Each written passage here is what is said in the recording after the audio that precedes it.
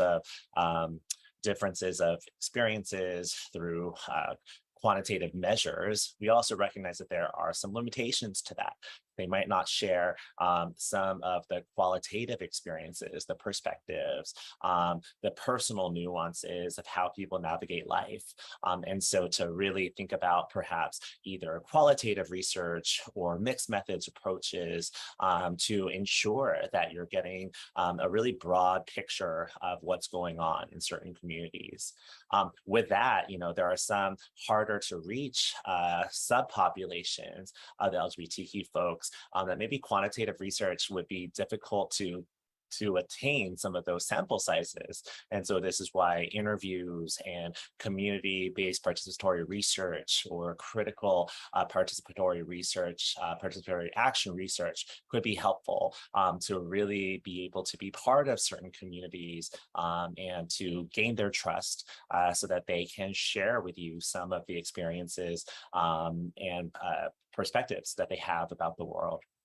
I think as a final note, I just want to share with all of you who are engaging in this research, it can be really difficult to do this type of work, but it's so necessary that not only is it important to give voice for the sake of, having that presence in not just academic writing, but even in the media and in other forms of communication. But I also think it's just important because there might be people who are struggling with their LGBTQ identities and just reading experiences that might be similar to them might be very validating and even normalizing. It might help them with their sexual orientation or gender identity development in ways that they wouldn't be able to connect to if they didn't have those resources or read those narratives or stories or have that understanding of some of the experiences of LGBTQ plus Filipino American folks across the diaspora. And so please continue doing this work. Please know that everything that you do that amplifies our communities is useful and helpful, and that it actually can even inspire future generations to continue the work in different directions too. So we need your voices. We need you all to continue doing this work. And I hope that at the end of the day, you realize just how important all of this is. So maraming salamat. Thank you so much. And happy Pride Month.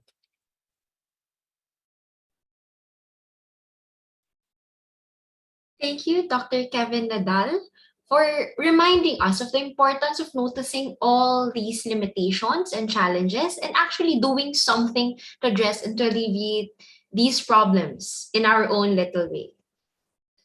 At this point, I would like to inform everyone that our live stream is up in YouTube. For those joining us in Zoom, the link is available in chat, and I believe the link is also shared in the Facebook page of UP School of Statistics. You may check that out. Now for the highlight of this afternoon's event, the panel discussion proper. For everyone's guidance, the panel discussion will start with a quick presentation to be given by each of our panelists, to be followed by the open forum and discussion to be facilitated by our moderator. Some guidelines for your questions, please feel free to leave them through the Q&A module here in Zoom. And maybe our panelists can answer them while the open forum is going on. And for those who are watching in YouTube, you may leave your questions as comments in the live stream. At this point, I am honored to introduce our moderator and panelists. Our moderator is Assistant Professor Daniel P. Ochoa.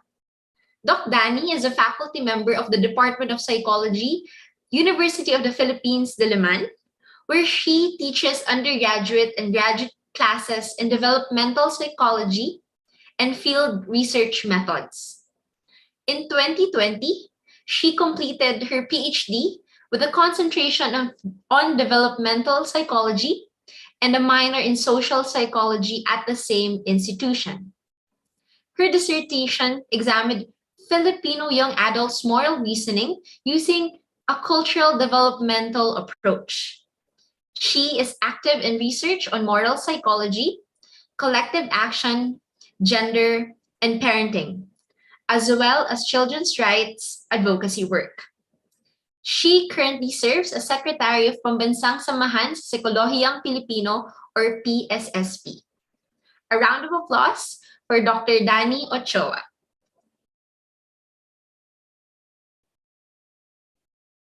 Next, our first panelist is Assistant Professor Beatriz A. Torre of the UP Diliman Department of Psychology. Prof. Bea currently serves as the chairperson of the Psychological Association of the Philippines LGBT Psychology Special Interest Group, or PAP LGBT Psychology, SIG. She is also part of the core team of Luna's Collective, a feminist volunteer-powered chat service for Filipinos seeking support related to gender-based violence and reproductive health. Her master's thesis on experiences of everyday sexism among Filipino women of diverse sexual orientations was recognized by the British Psychological Society, Psychology of Sexualities with a postgraduate award, and by the Psychological Association of the Philippines with an outstanding graduate thesis award. Her research interests include everyday forms of stigma and prejudice, friendships across sexual orientation, and exercise, participation, and motivation. Our second panelist, John Angie Evangelista, or Andoy for many, is an assistant professor of sociology at the University of the Philippines, Diliman. Her research interests include queer politics, post-colonial theories, nationalism studies, and social movements. His published academic articles focus mainly on the dynamics of the queer movement in the Philippines. She also engages in public sociology by writing opinion pieces that seek to make the general public reflect on various queer issues. In 2021, Andoy received the UP Diliman Gawad Chancellor para sa natatanging guro. He is currently on study leave to finish his doctorate degree in sociology at the University of Hong Kong. His doctoral thesis project seeks to contribute to queer theorizing in the global South by investigating how Filipinx LGBTQ activists imagine the relationship between queerness and nationalism. And last but not the least, our third panelist. Don E. Gaba is a resident counselor at the UP Diliman Gender Office and a senior lecturer at the Department of Psychology at CSSP here in UP Diliman. He graduated cum laude from the same department with a BS degree in psychology in 1997 and received his master's degree in psychology in 2019. He is a member of the Psychological Association of the Philippines and a special interest group for LGBT plus psychology. Aside from teaching and counseling, Don often speaks at workshops on the topics of gender sensitivity and mental health. A round of applause for our moderator and panelists. Now, we will hear, so we have our panelists here. They have their cameras on with their beautiful faces. Baka gusto po nating bumate to our moderator and panelists before the presentation. Hello. Hi, everyone. Happy Pride. Hello. Happy Pride. Hi. Hi. Pride. Thank you very much. So now we will hear the first presentation from Prof. Bea. All right. Thank you so much, Charlene. And thank you, of course, sa ating organizers from the UP School of Statistics for initiating this event. So I'm very excited to share with you some stories and some insights that I've learned as someone who likes to think of themselves as an LGBTQ plus researcher. So I don't want to make this a really formal talk. So medyo mas magkikwento lang ako tungkol sa ilang mga karanasan ko, ilang mga adventures ko in LGBTQ plus research. But before anything else, I want to confront a queer question, which is unfortunately about me, but not about me lang, but why do I do LGBTQ plus research? Especially considering that I am not a member of the community. So I do identify as cisgender and heterosexual, but I also identify as a babaeng bakla. So minsan tinatanong ko pa rin sa sarili ko hanggang ngayon, no, may lugar ba talaga ako sa LGBTQ plus research? Should I really be here doing LGBTQ research, talking about LGBTQ research, kahit na hindi naman ako bahagi ng community? So, sa ngayon, I would like to believe na meron naman akong kahit pa paano konting mga pwedeng iambag dito sa field na ito. And it is also a field that I feel very strongly about and that I find myself drawn to very deeply from a pretty early stage in my academic career. So siguro ikikwento ko lang ng konti, no, yung initial parang steps ko into LGBTQ plus research started when I was an undergraduate at UP Diliman Department of Psychology. I became interested in doing a study on babaeng bakla. Kasi nga, nag-identify ako bilang babaeng bakla. So, di ba sabi natin minsan, research is me-search. Sometimes we engage in research because we're a little self-centered and we also want to gain a little insight into ourselves. So, but in the process, no, yung pinag-aralan namin dito sa paper na to ay yung friendships between straight women or heterosexual women and gay men in the Philippines. Gumamit kami ng personality measures. So tiningnan namin, different ba yung personalities ng mga babae na nag-identify bilang babaeng bakla, yung mga women na maraming gay friends. Nakita namin na yung mga babae na to, mas mataas sila sa trait na tinatawag namin na openness to experience. No? So hindi rin nakakapagtaka masyado kasi compared to other people, lalo na in a society kung saan medyo stigmatized pa rin ang LGBTQ plus identities and experiences. Mahalaga yung certain level of openness para makipag-engage sa friendships, na intimate friendships with members of the LGBTQ plus community. So dito sa study na to, na-excite, natuwa ako kasi nakagamit kami ng both quantitative and qualitative methods. So gumamit kami ng, yun nga, no, personality measures na quantitative, but we also conducted focus group discussions sa mga babaeng bakla. And I feel very fortunate, no, dito sa initial steps ko na ito kasi nagkaroon ako ng napaka-supportive at napaka-brilliant na mentor, si Professor Eric Manalastas, who is now currently in Sheffield. At isa rin siya sa mga nag-encourage sa akin na ipatuloy yung research na to, na i-present or i-share itong research na to sa iba-ibang mga conferences and later on to write it up for publication. And this was how I started to realize na ang dami-dami pang napaka-interesting, exciting, fascinating, and important na pag-aralan sa larangan ng LGBTQ plus research, lalo na sa amin sa psychology. So I want to share with you a few other studies that I've done along the way. Yung isang pag-aaral na ginawa namin ni Eric ulit ay tungkol sa mga kwento ng mga Filipino LGBT activists. Kaya kanina sobrang na-excite ako to hear about Andoy's ongoing PhD. So I'm excited to learn kasi mukhang connected or related yung pinag-aaralan ni Andoy, no? So dito naman, again, no, I felt very fortunate because I had the opportunity to be part of this study kung saan nag-interview kami ng mga LGBTQ activists dito sa Pilipinas na ni-nominate or in-identify ng mga bahagi ng LGBTQ community. Sabi nila, ito yung mga LGBT activists who are some of the leaders in the movement for LGBT rights here in the Philippines.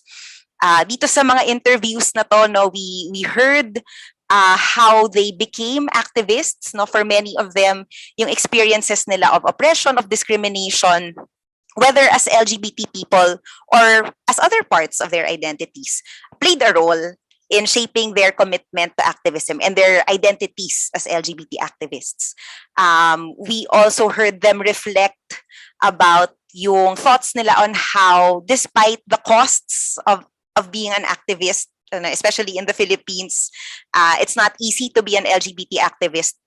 Sabi nila, naging napaka-meaningful nito para sa kanila. Nakaka-contribute ito sa kanilang, sa sense nila of being part of a community and of contributing to larger benefits, no, not just for themselves, but for other members of, for other minorities, really.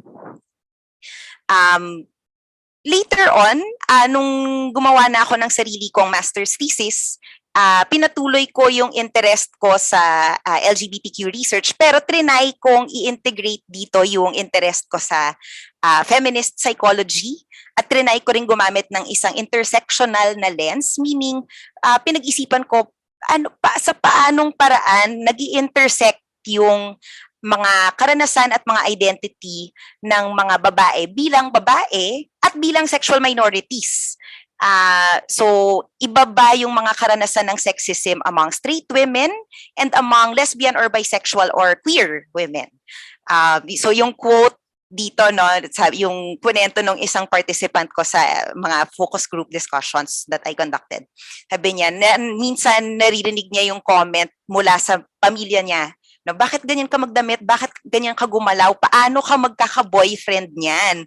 Tapos sabi niya, para sa kanya, not only is it sexist, it's also heterosexist. Kahit na it's just a comment, pero sabi niya, bakit yung assumption ng mga tao, boyfriend yung hinahanap ko? Kasi hindi, at the time, no, hindi pa siya out sa kanyang family as a sexual minority woman. So again, dito sa research na to, I tried to use both quantitative and qualitative methods. And I felt very privileged na may trust yung participants ko sa akin para mag-share ng mga stories nila sa aming focus groups. More recently, I was part of a very big team of researchers that worked on, or actually is still working on, the SHE project, the Sexual Health and Empowerment Project, kung saan gumagamit kami ng creative research methods kagaya ng visual arts, literary or writing, and even movement para magkaroon ng conversations about sexual and reproductive health. So, naging bahagi ako ng team na to bilang LGBTQ cluster expert. Naiilang ako sa term na expert, pero siguro dahil sila na-invite naman ako na i-take on yung role na to, sabi ko, sige, I'm very excited to be part of this. Dito naman, yung study na to, we started conducting this in 2020. So, originally, kinonceptualize ito pre-pandemic. Pero dahil nag-start na yung pandemic, napa-pivot kami bigla, no? Paano natin gagawin tong mga creative methods na to? Paano tayo magkakaroon ng creative workshops with our LGBTQ participants kung naka-lockdown tayong lahat?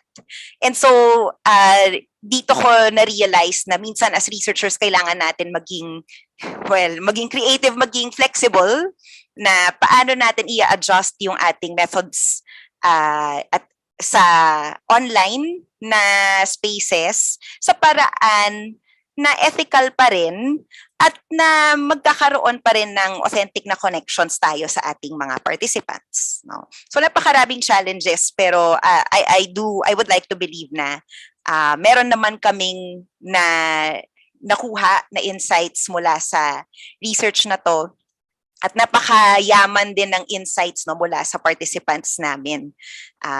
So through these adventures in LGBTQ research and many others, I think I've learned some things along the way that I'd like to share din sa ating mga participants today.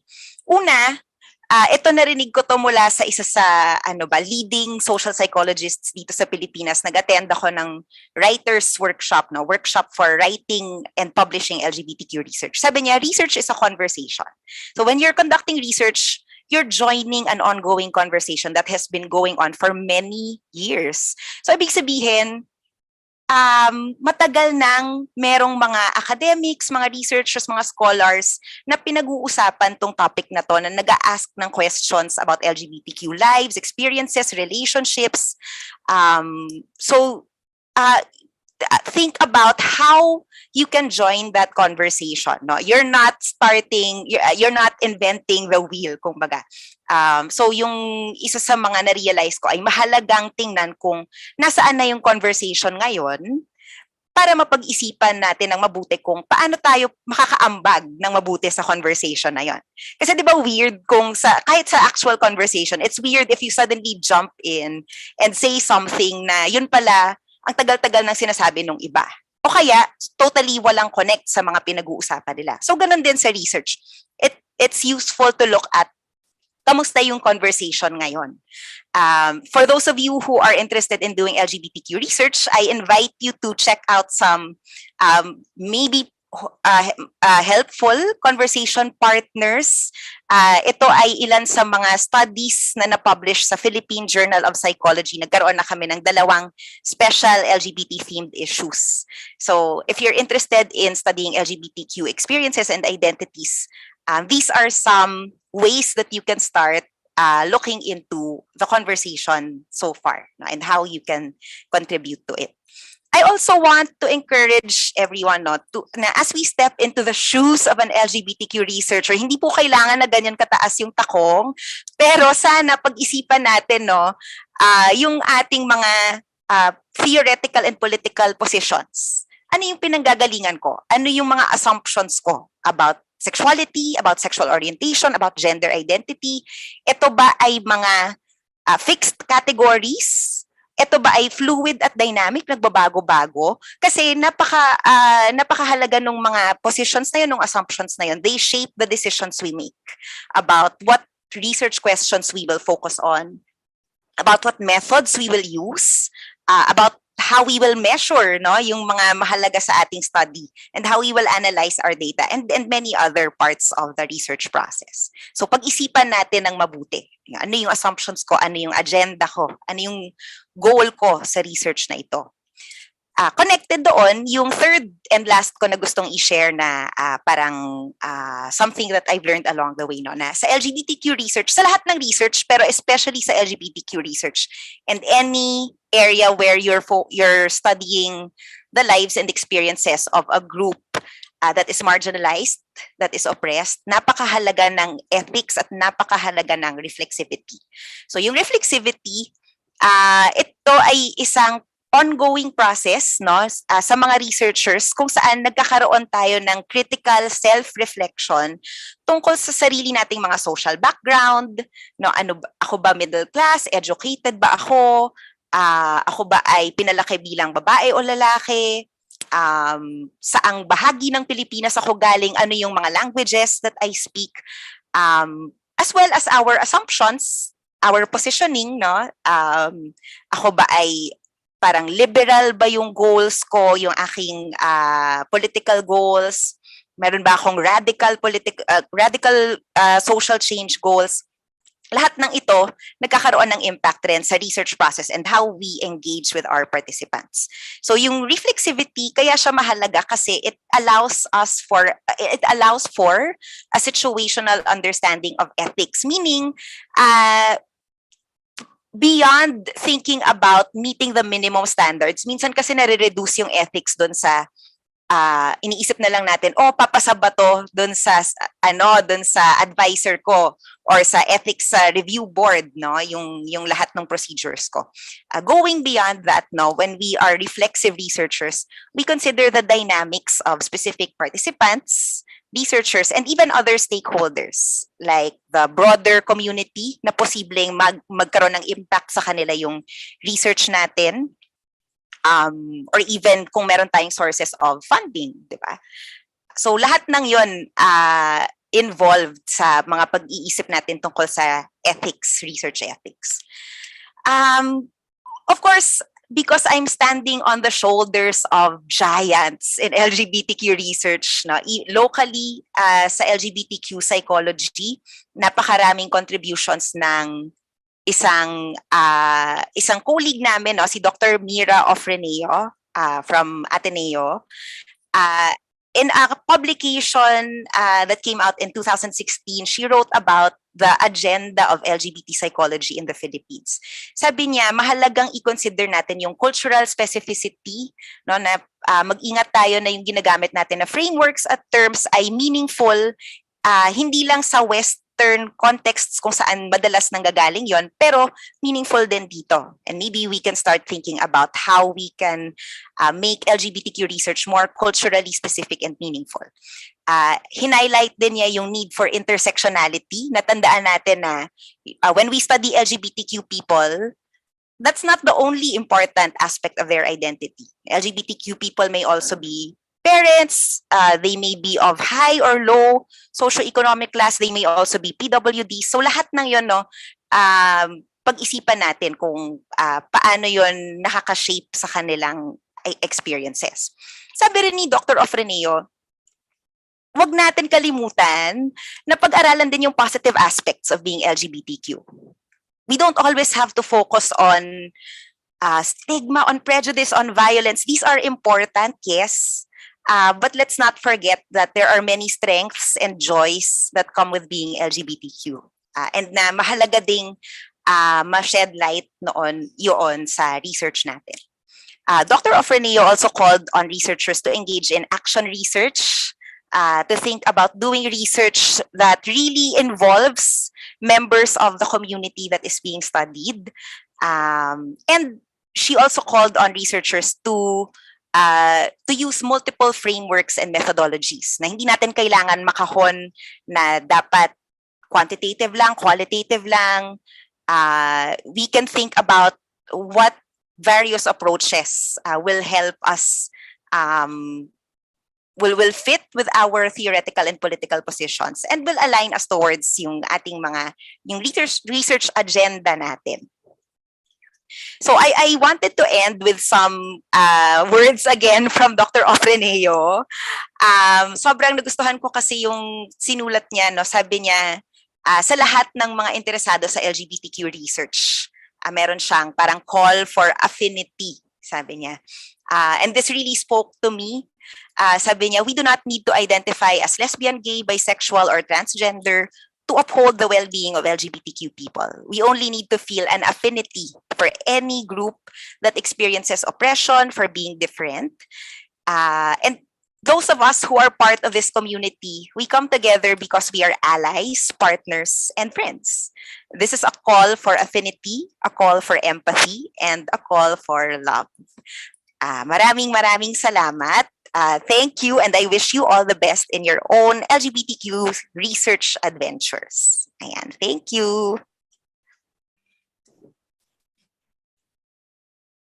Thank you, Mix Bea. Indeed, it's really important to recognize how deliberately identifying our own assumptions, biases, and beliefs, motives, and agenda significantly affect how we do LGBTQ plus research in particular, and actually research in general. Maraming salamat, Prof. Bea. Now, we call on our second presenter, Mix Dolly. Hi, thank you, Serene. So I should share my screen, and I hope I'm doing this correctly. Yeah, did it work? Yes, po, we can. All right. See your Thank you. So again, I'd like to thank the organizers for inviting me here today and giving me this opportunity to share some of the work that I've done in the past.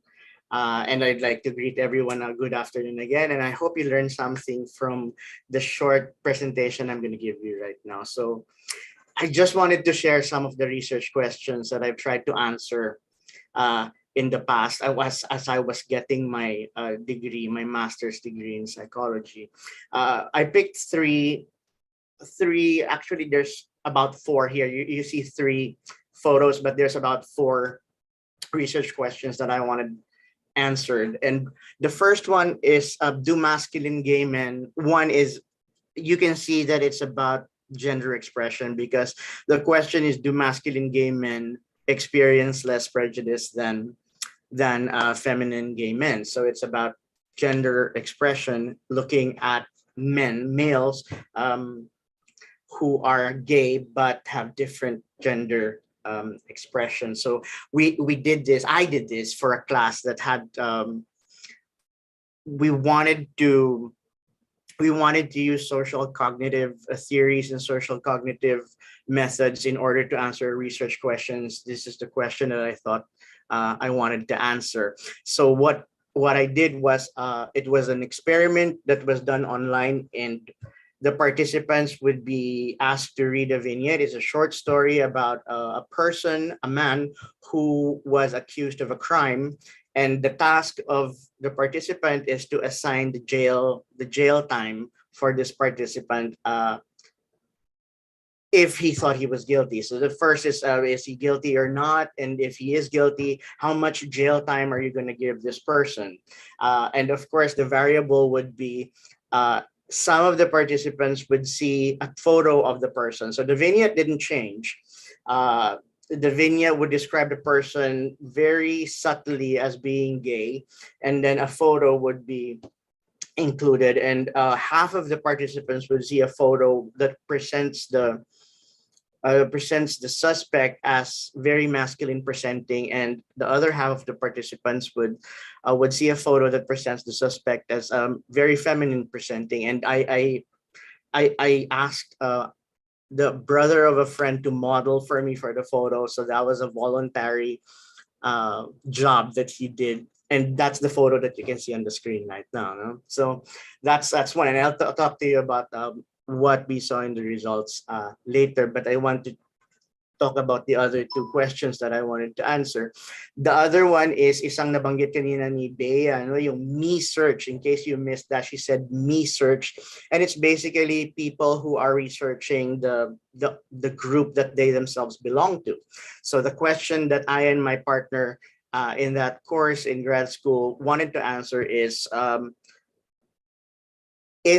research any less credible when somebody who is from the group that he or she is studying is doing the research? No, so challenging the credibility in research, and specifically asking, when gay men do gay research, does it lend more credibility to the research, or does it take away credibility from the research? So I'll also tell you about the results that we found there in a bit. But the last question that I wanted to answer that has to do with the LGBT community is the one about social sexuality and psychological well-being of young adult Filipinos. So I wanted to focus on young adult Filipinos because a lot of research say that this is the age group who are supposedly in their sexual prime. And this is the age group that are experimenting with the newly found independence that they have as far as their development is concerned as humans. They have newly earned independence, and they are like trying out, testing the world with this newfound independence that they have.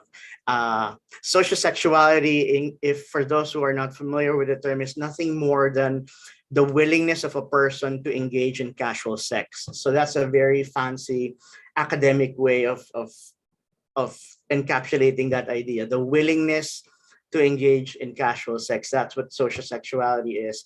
And there are a lot of very interesting research in that, but most of the research are done in North America and on predominantly white heterosexual samples. So of course I wanted to look at a Filipino sample, and not only just Filipino, but also men and women with varied sexual orientations. No? So that's another thing that's usually ignored in a lot of social sexuality research and other older generation sex research. It's always heterosexual samples. So of course I wanted to see what about the LGBT sample? What about the gay, lesbian, bisexual samples? So that's what I wanted to incorporate in that. And that turned out to be my master's thesis, which I completed right before COVID started.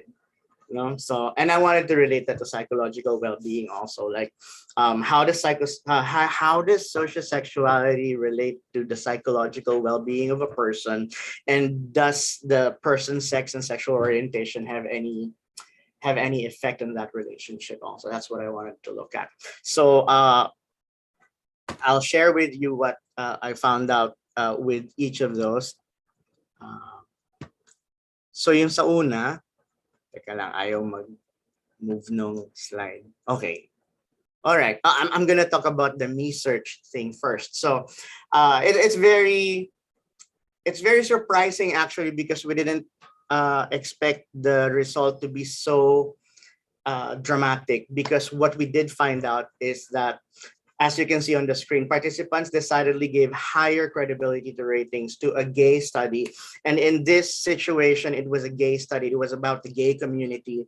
And the research, the blurb of the research was that it was done by a gay couple. So that's how we kind of slipped in the idea that the authors were a couple, and they're both men. But what we found out is that the control version of that story is that the study was done by a straight couple, and apparently the readers found the same research done by the straight version of the couple to be more credible than when the same study was done by the gay couple. So that was very interesting, and the difference did not appear when the research was about. So we had other wild card items in the. This is also an experiment, by the way. So the other wildcard items were about religion. So somebody who is religious from the church doing research about the religious structure of the church versus somebody who's not a member of the church, not a member of the cleric. And then a study about feminism done by a woman and versus a man, indigenous people done by a person who's from the indigenous community and somebody who's not, and then a study about the medical community done by a medical professional and done by a layperson. So no significant differences for all those other areas, pero lumabas lang for the gay research done by a straight couple author. Yeah, so that was interesting.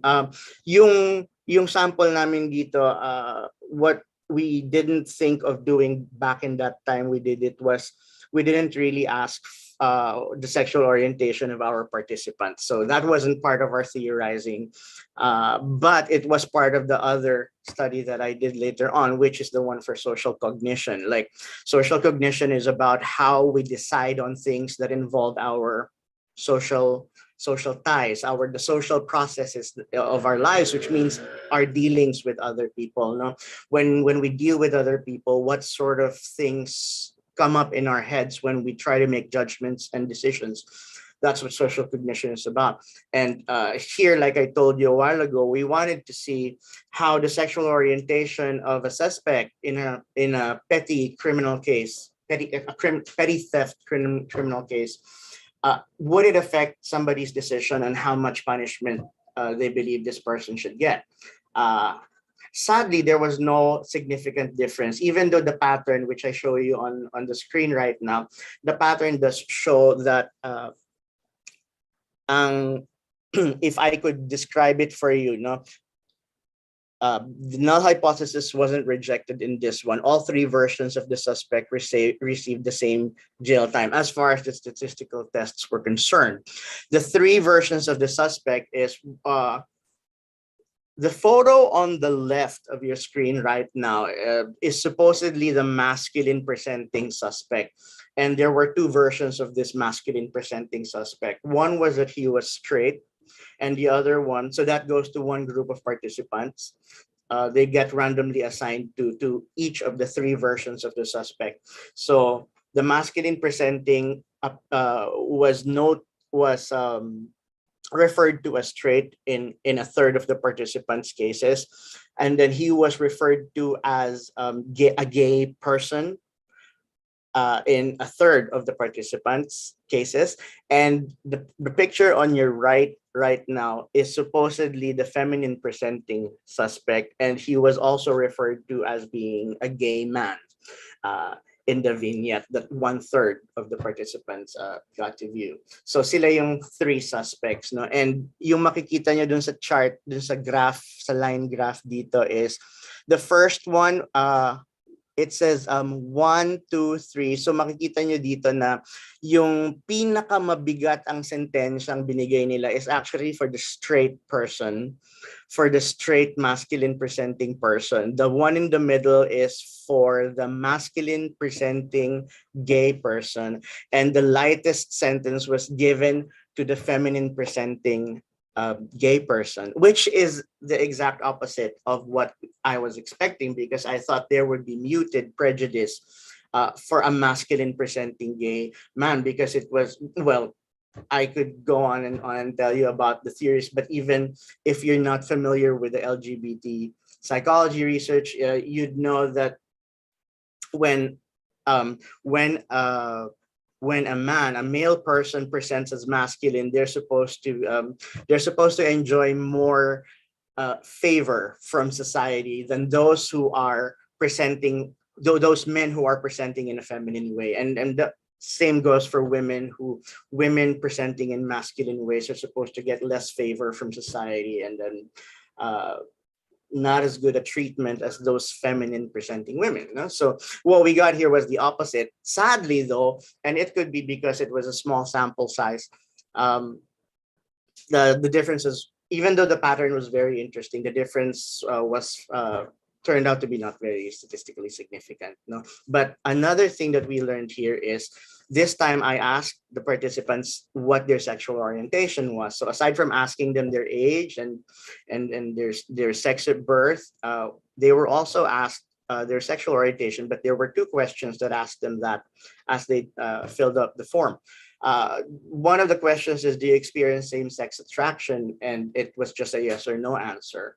So there were just 40 people in the sample, and only 9 out of the 40 people said yes, they do experience same-sex attraction. So that was one of the questions. And the other question is, what is your sexual orientation? So the form directly asked them what their sexual orientation is, and the only options that were given were straight, gay or lesbian, or bisexual. So just 3 options for that.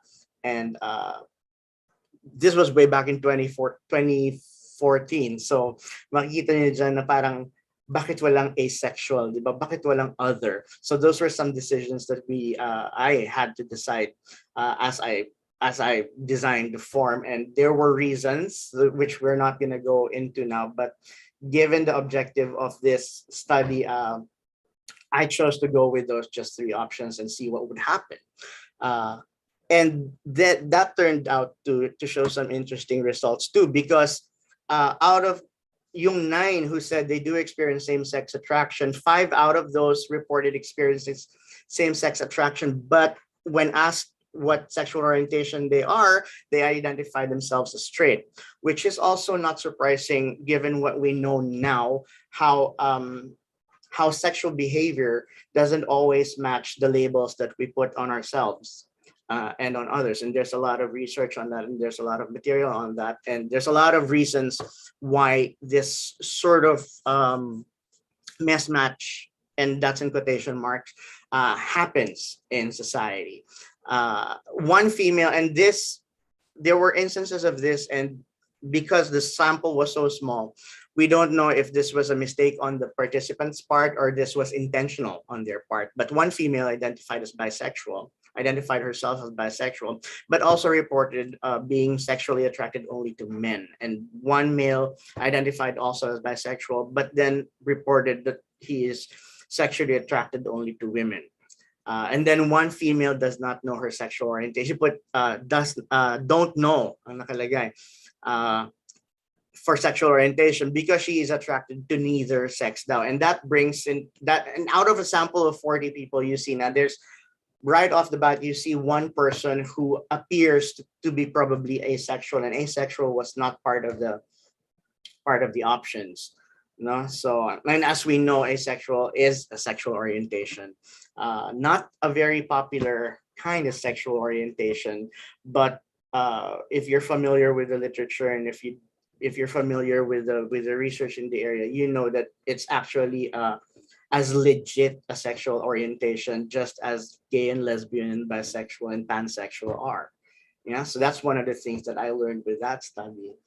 Um, and then I learned, okay, if I wanted to find out kung ano yung sexual orientation ng sample ko or ng mga participants ko, apparently the two questions that I used were not going to be very helpful for my objectives. Asking them what their sexual orientation was, like self-report, can be very tricky. Parang because some of them could report themselves to be straight, but in reality they experience attraction to men and women. Some people would report themselves to be bisexual when in reality they only experience attraction to one sex. Yeah. So I thought there has to be a better way to ask my participants, to find, not to ask them, well, yeah, to ask them in a way that I would find out what I want to find out, which is not what they call themselves, because that's in my experience, in the studies that I've made, that's not what I'm interested in. So I wasn't interested in what they call themselves or how they identified their sexual orientation. I wanted to know the sexual orientation that they actually experience, regardless of the label that they put on themselves. So I thought that the best way to ask it is to have them use the Kinsey scale, which is this scale developed by Alfred Kinsey way back in 1948. And it's just a scale that goes from 0 to 6. You can see it on the screen on one end. And you can see medyo outdated na yung terminology ni Kinsey dito. Makikita nyo na nakalagay pa exclusively heterosexual at the 0 and exclusively homosexual at 6. So nowadays, we don't really use the word homosexual in academic writing anymore because of the very negative connotation that it has gained throughout history. So we say gay, we say lesbian, but again, this is an old scale. Sure, you got to update it if you want to use it in your instrument. But basically, this is what I asked the participants. On this scale, where would you be? Would you be on a 0, a 1, 2, 3, 4, 5, 6? So in the next study that I did, which is about social sexuality, that's how I asked my sample, no? And this is that study, social sexuality and psychological well-being.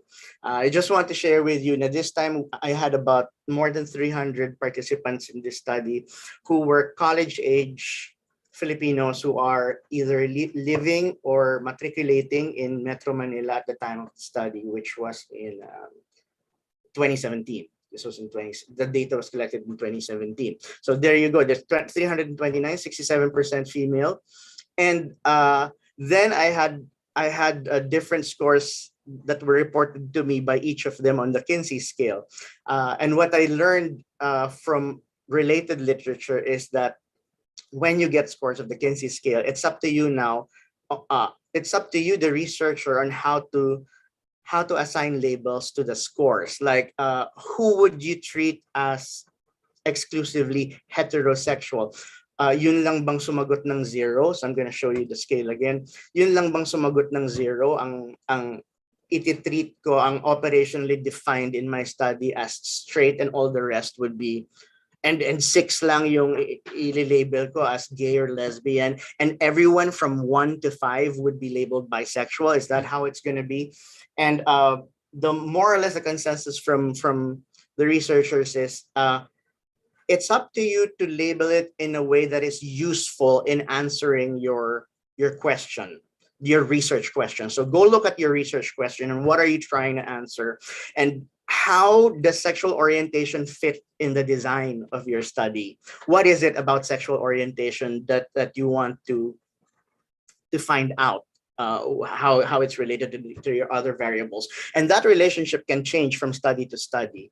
Yeah, so you have to look at the big picture. No, in my study, for example, what I did was it turns out that I had to divide my sample into one. First, there's males and females, and I'm going to show you that pie chart again. You've got the males and the females, and in this chart, the orange regions would be the females, yeah, and the green regions would be the males.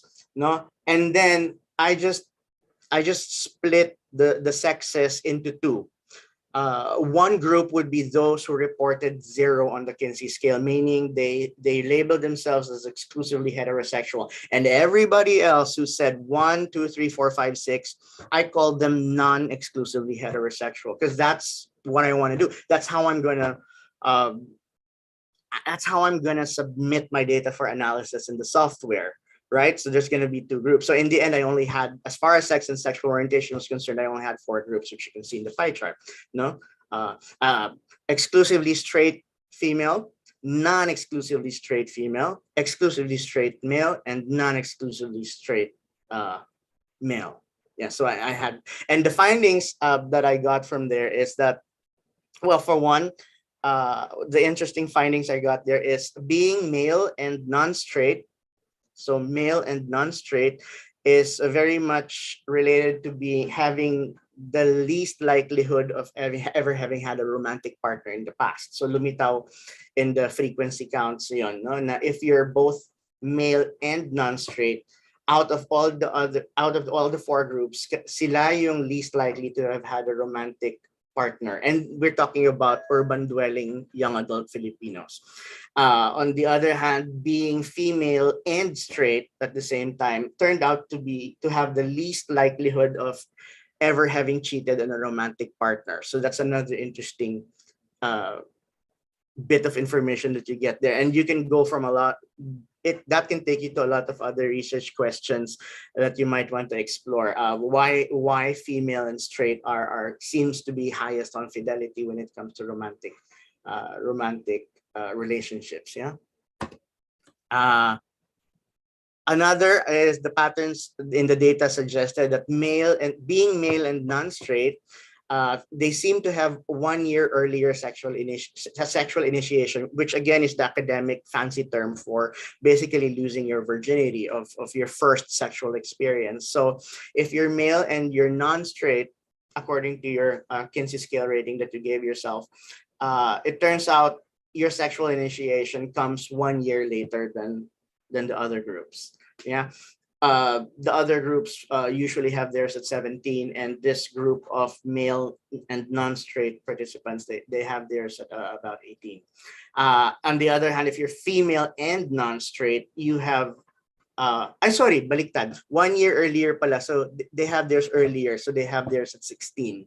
Yeah, they have the sexual initiation at 16, but the female counterpart of these non-straight participants, sila yung 1 year later, so they'd have on the average, they have it 1 year later than the other 2 groups. No, female and non-straight twice as likely to have ever fun, which is very interesting and very puzzling, because we did ask about their sexual repertoire of the participants, and turns out that being female and non-straight makes the participant twice as likely to have ever fondled the penis compared to the other females who were straight.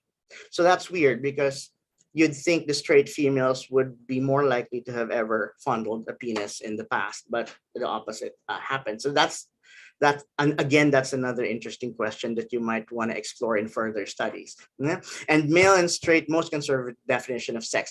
If you're male and you're straight, you have a very conservative definition of what counts as sex, because we did ask the participants to say yes or no if any of these activities counts as sex to them. Like when you say you had sex with someone, what do you mean? And there was this list, and they had to say, yes, this is sex. No, this is not sex. And it turns out all the other 3 groups would agree that anything that involved insertion, either of a penis or a finger into a body orifice, that's when you count it as sex. Yeah, but the straight men are more limited in their definition of what counts as sex. And finally, the meat of the studies, the social sexuality, who is more willing to engage in casual sex. And dito na mirror yung worldwide trend, because if you look at there are a very few studies that have tried multi-country, multi-sample, they got multi-country data, and it shows na in any country, in any culture, it's always the males who are higher in social sexuality. no? And na-mirror yun in this sample. It turns out that that's evident in this sample also. It's the males would have higher scores on social sexuality. Higher scores meaning they are more unrestricted, meaning they're more willing, to engage in casual sex, and that reflects in their behavior, in their attitude, and in their desire, because that's what the instrument measures: behavior, attitude, and desire for casual sex. So makikita nyo dito yung difference ng males and females, at makikita nyo rin dito yung difference in either of the sexes, mas unrestricted, meaning mas mataas yung scores lagi sa social sexuality ng non-straight individuals than the straight individuals. So that, again, that goes for both males and females, and almost the difference is almost identical for both sexes. See, and there's no interaction, meaning if you're a female, you're likely to be more restricted than a typical man, a typical male person, whether or not that male person is straight or not straight. If you are female, you're likely to be more restricted than any typical man. So that's one way you can interpret that. There you go. So that's with social sexuality. And another variable that we looked at was sex guilt scores. And what's interesting is it was the exact opposite of the pattern that you find in social sexuality. So dito talagang binaliktad mo lang, no? When it comes to sex guilt, look how the graph is almost identical. Women are always higher in females are always higher in sex guilt than males are. And within the sexes, it's the straight individuals who are also usually higher on sex guilt than the non-straight individuals in either sexes. Yeah. And then finally, because we also looked at well-being, the interesting things that came out is that sex turns out to be a reliable predictor of self-esteem score, but sexual orientation is not. So if you want to look at somebody's sexual self-esteem, mas magandang tingnan mo ano ba yung kanyang biological sex, male or female. Kasi it turns out males have higher self-esteem than females. That's what the data showed, no? But we also use another measure for psychological well-being, not self-esteem, because self-esteem is just one aspect of well-being. We use another instrument by RIF called the overall the scales of psychological well-being. That's more encompassing of all the different aspects of psychological well-being. And on that scale, on that instrument, it turns out that sex is not a very good predictor of the participant scores on that scale, but it's the sexual orientation that's more important. And what is it? Unfortunately, it turns out that the straight individuals are always significantly higher on that scale of psychological well-being than the non-straights. No, so this kind of a heteronormative, the what do you call this? The stereotype that if you're not straight, you're probably more miserable.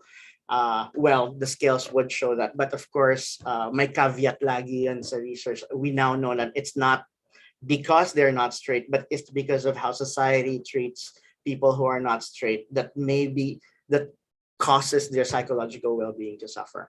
And the last interesting bit about this is that the importance of sex for self-esteem and sexual orientation for the scales of psychological well-being, they are very strong predictors. So even when you control for the effects of socioeconomic status, religiosity, social sexuality, and sex guilt, if you control the effects of all those other variables, sex for self-esteem and sexual orientation for the scales of psychological well-being, they still come out to be very significant predictors. And I think that's it. That's what I wanted to share with you. Thank you very much for listening, and I look forward to reading and then hearing your questions later. Thank you very much, Mix Don, an insightful sharing on how we must be intentional in terms of planning our experiment, sample design, questionnaire, and really focus on how we want our research questions to be answered. Thank you very much. Now we proceed to our third panelist, our third presentation to be given by Mix and Doy. Hello, can you hear me? Yes, we can hear you. Yeah. First, I'd like to thank the School of Statistics. Off the bat, I feel like I'm the odd person here because one, I don't think in variables, I think in voices. And what that means to me is that as much as my voice is important as a research in any kind of research that I do, um, the the voices of my interlocutors is as important. So I always try to think about my research as we are theorizing rather than I am theorizing. But in the spirit of understanding what really motivated me to do the research that I do, um, siguro kwento lang ng very, very light. And true to form, wala po akong PowerPoint presentation. Ako ay nasa field work kasalukuyan. So what I have are field notes. Sorry. So yon. I was thinking about what drove me into the research, into the world of queer research. I thought of my undergrad thesis. My undergrad thesis was about gay relationships when I was studying social anthropology in the University of the Philippines, Baguio. And what motivated me at that time was, petty as it may sound now, I was single, I was heartbroken, and therefore I wanted to understand the dynamics of gay relationships. And thinking about it, it was important that it proceeded from that kind of motivation. Because then I realized that sexuality is actually a political terrain, a terrain of struggle, a terrain of hierarchy, a terrain of oppression, of alienation of people who did not qualify as desirable. I have a favorite quote from Queer as Folk. There was a Pride episode in Queer as Folk, and one of the characters said, "Some people celebrate Pride in the streets, some people celebrate it in the sheets." And that, to me, I understood that as a way to understand sexuality as a terrain of struggle. So that's what I realized then. And when I went to my master's thesis, I was thinking of a topic to do. Then most of us, queer researchers, feminist scholars, all people who study gender and sexuality, we understood that gender and sexuality is a political terrain. But I realized then, not many people understand sexuality in those terms, especially those outside the academy. Not that it's their fault, but because there is lack of research that position sexuality in the context of political terrains. And therefore, when I wrote my master's thesis about the LGBT movement, particularly the Metro Manila Pride March, but one of the first lines of my thesis or proposal, I guess, was, when one thinks of social movements or political movements, we think about in the Philippines, we think about EDSA 1, we think about EDSA 2, we think about at that time the Million People March, the labor movement, or even at some point the women's movement.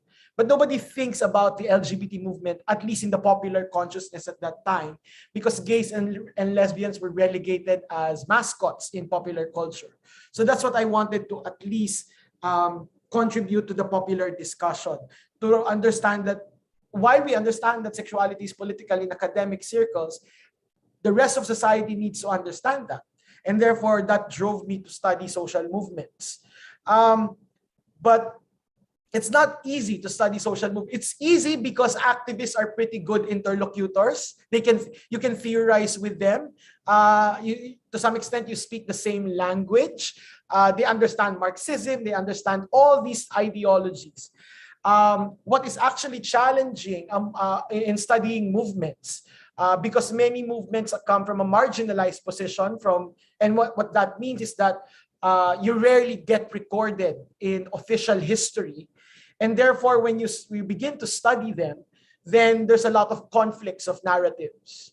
And a lot of people, a lot of colleagues and friends from history would always advise me, you have to break the tie, in essence, what they're saying. You have to really know what the narrative is, because it's also a historical work. But my position has always been, my job as a sociological researcher is not to figure out what really happened, but to understand what the narratives are of what happened and why there are different narratives. Because in oral history, there's always the narrated event. right? The narrated event is what happened in the past. The narrative event is how they are telling the story. And I was also interested in that. For example, as simple as an activist saying, "Oh, hindi, in-invite namin lahat dun sa rally." And then the other side would say, "Ay, hindi kami na-invite." Then you have to venture in, ano bang ibig sabihin ng invite? What does invitation mean? Baka yun iba-iba ng ibig sabihin. Diba? Some more formal NGOs would like formal invitation. Some more grassroots underground movements would see a propa just a mass call as an invitation. So these are the things that really try to, and the differences are not always ideological. Sometimes they are also personal, and that's where I think Bea brought out the idea of the importance of ethics. This is where it's important to really anchor your decisions also on ethical principles, what narratives to tell and what not to tell, in order to protect human dignity. So at some point, minsan feeling ko bilang researcher, feeling ko Marites. Parang alam mo lahat ng tea, pero hindi mo lahat pwedeng ikwento.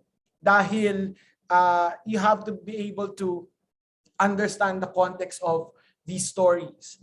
And most of the time, these conflicts happen alongside what a lot of LGBT scholars or LGBT movement scholars call the emergence of neoliberal funding. Dahil may funding na, then organizations become competitors in the market of global funding. And because of that, then most of organizations tend to present themselves. I don't like to use the word market themselves, but present themselves in ways that they could access those funding, because it is important to have funding, right? In any kind of movement. And therefore, the critique that I try to always forward is not a critique of individual organizations, not a critique of individual activists, but the broader social structures that make them competitors in an arena of the global funding market. And this is where sociology makes sense in many ways than one, and in what C. Wright Mills calls sociological imagination. Why it is liberating? It is liberating because if you understand the broader institutions and structures where your actions are actually happening, then you will then realize that not everything is your fault. Not everything is the individual's fault. We are responding to certain kinds of conditions. And therefore, it is very important for me to be both empathetic and critical. Empathize with the individuals, with your interlocutors, with organizations, but be critical of the broader social structures, that actually that they actually face. And that kind of condition is not only true for social movements. It is also true for research in general, for LGBT research in general. We are faced with neoliberal structures of funding. Thank God in the University of the Philippines, it's not as much. You don't have to prove your research to be marketable to get funding from at least the university. Very limited funding, but funding nonetheless. So in these conditions where research become commodity, then I mean this with no disrespect, statistics becomes a currency in that market. Because if you propose a quantitative research, then the funding agency can see it right away. But for a qualitative researcher like me, I don't know what the end of the research would be. And therefore, it's hard for many funding agencies, for example, to figure out what they can get from me or they can get from the research itself. Because qualitative research is actually a ride, a very exciting ride. Things that you assume tend not to be what is the case. For example, when I did my master's thesis, I studied the Metro Manila Pride March, and at the beginning I was like, oh, this is carnivalesque, this is drag, this is all these things. But when I started to do the field work, I realized how intensely ideological it was. And there was the the divide between the National Democrats and the Social Democrats, the far left and the middle left, and all these other kinds of ideological debates. And that was a surprise to me, and a very good surprise, because then I was able to theorize from that perspective when I learned that from my interlocutors. Now, finally, what I wanted to say is that given this neoliberal funding, it is very important that the trajectory of research become critical, not only of the broader structures that actually our interlocutors face. We also have to be very critical of our own conditions as researchers, where Western funding or Western capitalist funding from the global North is actually picking and choosing what kind of research is valuable or more valuable than the other. Then it becomes an imperative for researchers in the position to actually resist that. And this is not to say that quantitative research is not useful. Of course, it is useful in many respects, but the critique is on the hierarchy that the market creates in terms of research. And therefore, for me, queer research, and I claim that I belong in that tradition in radical queer studies, is to resist that kind of conditions. And therefore, for me, it's very important that the trajectory of queer research, especially in the Philippines, take a very post-colonial, radical, critical, queer tradition. And when I say that, my intention or my dream or my fantasy or delusion probably is that queer or LGBT research is not only done because we want to understand, our lives. It's important to do that. But at some point, I think it is very important that to follow the trajectory of many feminist scholars. Queer research has to redefine how we look at epistemology, how we look at knowledge, how we look at methodology.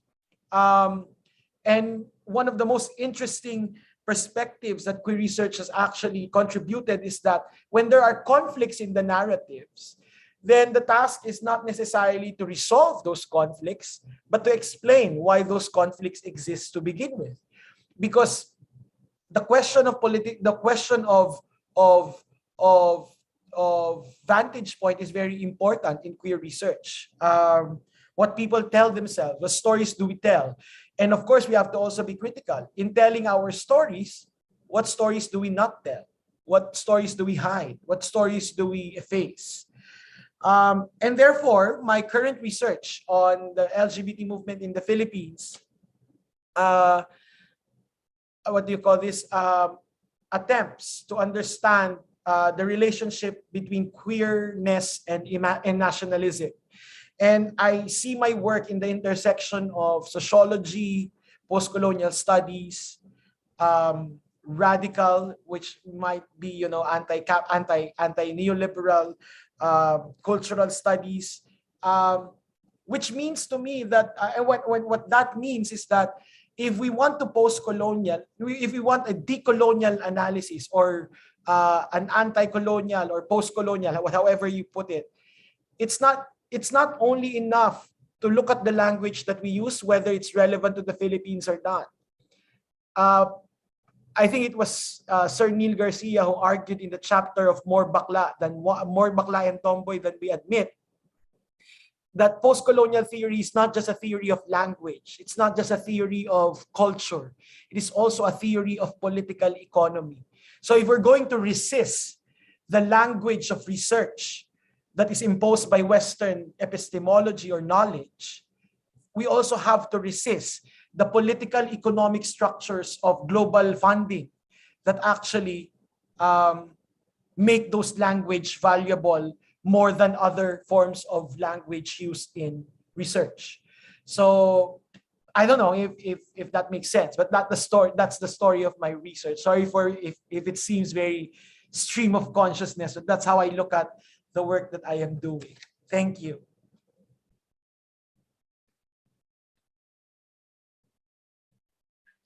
Thank you very much, Ms. Andoy, such sharp and profound points on the role of social structures and personal positioning as a country or as institutions and individuals in doing queer research. Now we proceed to the next part, our open forum and discussion to be facilitated by our moderator, Doc Danny. Hey, hi everyone. Thanks for mukhang marami pa rin tayong audience dito. And I'm sure you have lots of questions. Ako, ang dami kong insights nang nakuha from the different presentations.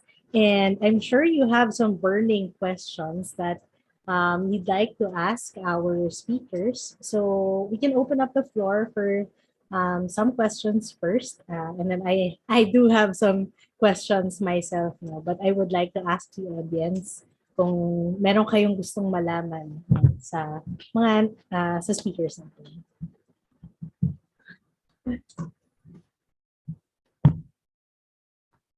Or ito din naman, parang class lang, no? Yung may slight awkward silence. Maybe I can throw a question first while the audience is still thinking of questions. True! Pareho yung naisip ko actually, na hindi nakuha ni Don yung memo about the earrings. True. Yeah. Joke lang. Sige. So, base sa mga nakwento nyo today, no, napaka-varied ng mga methodologies and topics, and maybe even epistemologies na pinanggalingan ng mga research ninyo. And I found that very interesting, and this really tells us about the range of possibilities for LGBTQ plus research. And you talked about your experiences, how you got started. Very fascinating na lahat na nagsimula sa me search, pero napunta naman sa mas malalim, maybe loftier goals in relation to this research area. And you did talk about the experiences that you had, and what you found so far. But I'd like to ask about, and I think this is something that some people in the audience are curious about, the particular challenges you experience in actually conducting the research, lalo na with the perspective of the particularities of LGBTQ plus or queer research. So anyone can just jump in. Ako, yung isang challenge, I mentioned how to deal with conflicts of narratives. Yun yung isa sa pinaka-challenge. The first thing is that, paano ba? It really, because I belong in the tradition of qualitative research, ethnographic, and fieldwork, and interviews. So, ang lagi kong, parang ang nangyayari na nga minsan, and this is how I put it na baklang-bakla, para kang marites na whatever the language of your interlocutor at the moment, you tend to adapt that language in order to converse more properly and more meaningfully. For example, if I'm talking to a liberal who likes to talk about laws and legal and legislation, so that's the language of the interview. Right? But the next time I will talk to a queer Marxist, then the language is class consciousness, the language is superstructure, the language is this. Yun yung isang challenge. How do you, to use a very sociological Goffmanian term, how do you perform in different situations for the sake of eliciting the narratives that they want to tell? Right? How do you aid them to tell those narratives? And sometimes it feels like yun nga, para kang marites na kung ano yung gusto ng kausap mo, yun yung sinasabi mo. Ganun na mga chismosa, di ba? Parang kung ano yung gusto ng kausap mo, yun yung, parang ganun yung metaphor na ginagamit ko. But of course, for the sake of helping them tell their own narratives, right? And then, yun yung isang challenge. And then yung challenge is also, minsan kasi, may tendency, lalo na pagka you've been so silenced for a long time, like the LGBT community, to even desire to tell even the most controversial narrative, right? Parang may ganun yung parang, hindi, pangalanan mo ako, hindi, ganito, ganyan. So sometimes at that point, you need to be able to really discriminate ano yung makakasira, hindi lang dun sa tao na yon, pero dun sa movement, right? So for example, I had one activist who declined an interview before because ang reasoning niya was, I trust you because you are also part of the community, but I don't trust people who will read it. So you have to be able to understand that. And then on the other side, you have people who say, hindi, ilagay mo lahat ng sinabi ko. Ganyan. Especially those who were especially those who were disillusioned, for example, in an organization. That's the tendency. And you actually understand that because it's an identity politics that has been silenced for so long. So like what the feminists are saying with interviews are actually liberating and cathartic for people who were silenced. And therefore, sometimes, paano mo sila pagsasalitain, and then at some point, paano mo sila i-dial back ng konti, not to hurt the movement itself. Yun. Thanks, Andoy. And dun lumalabas din talaga yung halaga ng ethics, no? Those Right. choices that you make, what to include, what to exclude, Right. how to interpret, and how your audience will interpret is a very important ethical question. And sometimes, dagdag ko lang ng konti. And when you let go of some narratives, then minsan, syempre sa utak mo sayang kasi theoretically it's brilliant, right? But sometimes in research, you have to be a good human being first before you're a good researcher. Yeah, totoo. Thanks, Andoy. What about Bea or Dawn? Hi. Gusto ko lang, I was going to type a reply dun sa sinabi ni Andoy, no, na yung mga ganong ethical conundrums, yun yung nagpapakita rin sa atin ng limitations ng formal ethical guidelines. I'm not saying those are useless, di ba? Pero, I feel so affirmed, Andoy. Pero di ba, yung parang, hindi mo mababasa sa kahit anong ethical guidelines yung mga sinabi ni Andoy, no, na parang when it comes to what do I put into the manuscript that I hope will get published, or what stories do I quote when I present my study to a conference, what stories do I not quote and why, di ba? Hindi talaga yun madaling sagutin. Kaya yung mahalaga talaga yung paulit-ulit yung reflexivity natin and yung understanding. Kaya mahalaga yung understanding natin ng contexts na hindi lang between the researcher and the participant yung ethical relationship, pero even sa broader, di ba, yung sometimes the decisions we make can impact the LGBTQ community or other broader communities. So anyway, sorry, nagpiggyback lang ako sa sinabi ni Andoy. Dun sa question ng challenges, di ba, I think we can all acknowledge na marami. Some of the challenges that came to mind for me are very pragmatic. Yung simpleng bagay kagaya ng pag-recruit ng participants. Kasi nakaka-fatigue rin at naiintindihan ko na nakaka-fatigue yung madalas kasi sa LGBTQ research, we often try to recruit participants by reaching out to organizations. So, sulat ka ng letter, sino pong willing mag-participate. And naiintindihan ko, nafe-feel ko minsan na umay na sila sa mga ganong letters at requests for participants. Tapos, di ba, hindi mo naman din mapipilit at na sige na mag-participate kayo. So, you really have to think about bakit ko nga ba nire-request yung participation ng mga tao who have every right to decline, diba? Ano yung, what's in it for them? How can we assure na yung participation nila sa research na ito will not just benefit the researcher dahil at the end of the day na pumasa ako sa thesis defense ko or na-publish yung research ko. Pero how do you show your participants na meron ding magiging benefits ito for their lives and for their communities.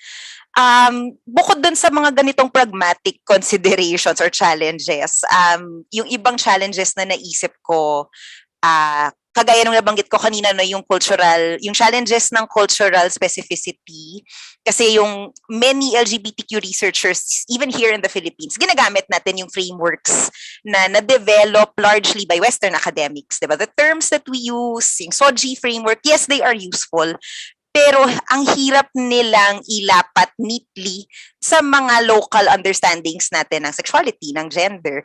Yung simpleng tanong lang, lagi itong nabibring up ng mga estudyante ko, yung simpleng tanong ng yung pag-identify bilang gay or trans, no? Nagma-map out ba yon doon sa local terms natin na bakla, bayot, yung iba pang mga indigenous terms na ginagamit natin. And how can we navigate yung mga ganitong differences kapag halimbawa nag-i-interview tayo ng participants, or even yun nga, diba, when we are recruiting participants. So sabihin mo na naghahanap ka ng participant, I think Don touched on this, diba, na I would like to interview a participants who identify as gay, but perhaps yung understanding ko ng gay is different from the understanding of many Filipinos.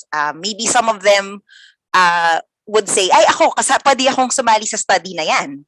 Pero yung sa framework na ginagamit natin, perhaps hindi naman yung practices or yung identity nila do not match how we define gay. So how do we deal with those differences? Parang napuput tayo in a position, in an uncomfortable position of power, I guess, na you get to define who is considered gay, who is not. Tapos iisipin mo, pero bakit ako yung, bakit ako yung magde-define nun para sa participants ko? So you have to think about why you make those decisions. Ano pa ba yung gusto kong banggitin?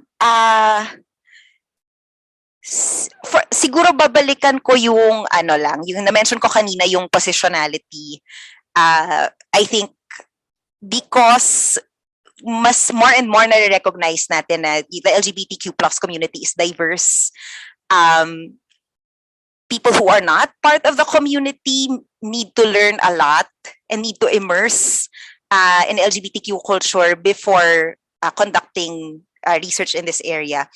Pero even within the community, diba, hindi necessarily, halimbawa, if you are a gay man, hindi necessarily ibig sabihin na you are equipped fully to do research on the experiences of trans women or trans men, diba? So, even if you are part of the LGBTQ community, sa tingin ko, mahalagang pag-isipan pa rin, no, yung specific position na pinanggagalingan mo at kung paano yon pwedeng maka-affect dun sa pag-conduct mo ng research with participants who may be coming from very different positions. Okay. Ayun, yun lang muna. Salamat. Thanks, Bea. You, Don, do you have anything to add? Since nabanggit din ni Bea yung ilang challenges, no, that you did bring up in your presentation. Siguro ang gusto ko lang idagdag, one is yung several times nabanggit natin today yung kagandahan ng mixed methods when you're doing a study, and yun naman talaga yung ideal na gusto nating, marami sa atin yung gusto nating gawin kasi marami ka talagang makukuhang important data, excellent data pag mixed methods. Kaya lang, usually rin, ang daming constraints na hindi mo magagawa yun, no? Human resources, funding, it's very difficult. So, you always have to choose, you opt for less of the options that you have for mixed methods. Tapos, like in my experience, because like the social sexuality study was very sexually themed. No, there were a lot of sexually themed questions. It was very hard to decide. Actually, nag-push-pull kami ng advisor ko tung paano ba talagang methodology ang gagawin natin dito. Parang shouldn't we follow the YAF's example ng Population Institute na they really had to do interviews, no? Like what Andoy mentioned, you talk to them, and it Psikoloyang Pilipino says a lot about that, how you can get more valuable data if at ease yung kausap mo, no? You can get more honest answers like that, palagayang loob, pakikipagkwentuhan, ganon. But then you have time constraints, and